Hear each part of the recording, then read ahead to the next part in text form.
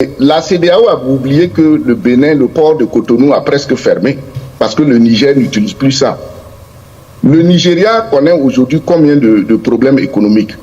Et quand vous prenez la Côte d'Ivoire, ça fait combien d'années on paie, les gens vivant en Côte d'Ivoire, les étrangers paient des taxes. Et tout dernièrement, ils ont réactivé une loi. Et maintenant, qu'est-ce qui se passe? Quand on parle en termes de communication, c'est ce que je dis toujours, nous les nègres, c'est pas la peine, surtout nos leaders. Quand on a des leaders qui ne sont pas cultivés, c'est grave. Et ça fait honte à l'Afrique. Moi, quand je l'ai vu prononcer ça, je dis, mais lui là, et puis même c'est un docteur. Vous voyez, monsieur Dapa, il faut être frontal. Il n'y a pas de honte ou bien de dire qu'il faut aménager quelqu'un. Nous sommes dans un contexte où nous, les Noirs, partout dans le monde, nous sommes vus comme des immigrés. Et une personnalité comme ça vient dire en Afrique que les gens auront des problèmes de voyage et d'immigration pour créer une entreprise. Vraiment, c'est honteux pour nous les Africains. C'est très honteux. Et des gens là comme ça, là, vous les voyez comme ça, ils ont tous les enfants ici en Amérique, en Europe en train d'étudier. Et ils sont là, ils commettent des bêtises comme ça au nom de toute l'Afrique noire. Comment regardez l'élection en France, l'immigration, le racisme.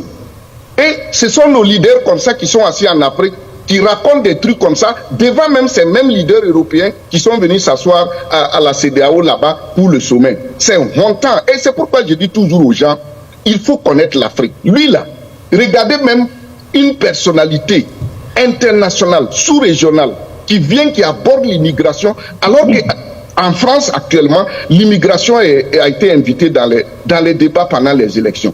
Et nous, les Africains, on s'humilie avec l'immigration dans notre propre Afrique. Vous voyez, qui va nous respecter? Qui va nous respecter? Maintenant, il parle de la création d'entreprises. Il y a combien de Burkinabés, d'Africains aux États-Unis qui ont des entreprises? Il y a combien de Burkinabés, d'Africains, des gens de l'AES et d'autres Africains qui ont des entreprises en Chine, qui vont en Turquie, à Dubaï? Il y en a combien qui ont des entreprises en Europe? Et si c'est entre nous, Africains, là, ils vont venir dire ça. Vous voyez, et je ne sais pas pourquoi ils lisent tout ça, mais on a comme l'impression que c'est des discours qu'on a écrits, les données. Entre nous là même d'abord, le Burkina Faso seulement, avec le port d'Abidjan, si le Burkina n'utilise pas, la Côte d'Ivoire fait quoi? La Côte d'Ivoire fait quoi? Donc moi je pense que d'entrée de jeu, il faut que l'AES évite de rentrer dans un ping-pong avec la CEDEAO. Et il faut éviter aussi de rentrer en concurrence. Il faut travailler. Si l'AES travaille, les autres peuples même marcheront pour dire que non, nous voulons que notre pays les rejoigne. Parce que pourquoi? Vous voyez ce qui vient de se passer. Le problème qui se pose en Afrique, c'est quoi? On n'est pas visionnaire. On n'est pas visionnaire. Et c'est ça qui fait que les gens ne nous respectent pas. Cette crise, ils viennent de nommer des médiateurs.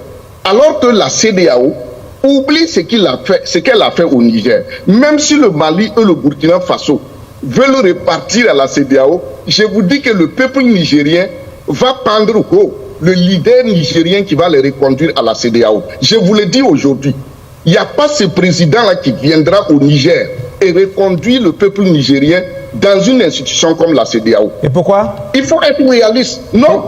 Pourquoi? Est-ce que vous avez vu? Pourquoi? Parce que vous savez ce que le Niger a subi. Et je suis d'accord avec le président Ibrahim Traoré quand il aborde la question de la communication. C'est parce que les Africains communiquent très mal.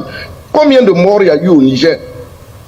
Combien de morts il y a eu? Médicaments ne rentrent pas, on a coupé l'électricité. Vous prenez le Bénin. Si on avait une presse aussi libre, on devait faire des reportages sur le Bénin pour voir la santé économique du Bénin. À cause de quoi? La CEDEAO. Surtout que le Nigeria a trahi le Niger, qui devait construire un barrage pour avoir son électricité. Mais ils ont dit non, on va vous fournir. Donc, vous envoyez des médiateurs et vous sortez, vous menacez, vous humiliez même toute l'Afrique. Donc moi, je pense que là où nous sommes actuellement, moi, j'appelle tout un chacun de nous à se faire respecter. Vous voyez, l'Afrique aujourd'hui, c'est ça qui nous manque. Et ce que la CEDEAO a fait, elle ne fait que continuer de mal en pire. C'est pas joli. Dites-nous ce que vous en pensez dans l'espace commentaire. Surtout, n'oubliez pas de liker, de partager, de vous abonner.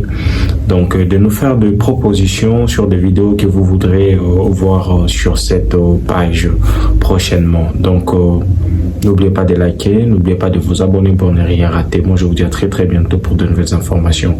Ciao.